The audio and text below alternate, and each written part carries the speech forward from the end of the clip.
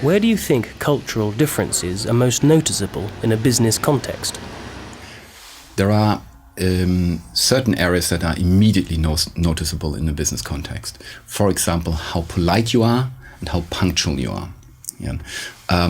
People realize this and they actually start to assume bits and pieces about you. If you're not punctual, you might not be disciplined or something like that. So it's important to realize those. One level deeper in terms of norms and values, there are certain things that are really important in business life, and these are much more difficult to realize. For example, there is a researcher who is called Gerd Hofstede. He distinguishes between power distance, high and low. High power distance means that you wouldn't critique your boss. You would listen, and even if you had a different opinion, you wouldn't voice it, and you would do what your boss tells you to do. Okay?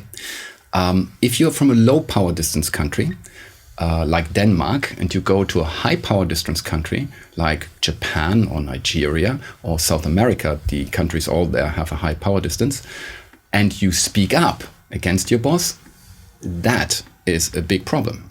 Okay, it's not expected, and the boss feels attacked.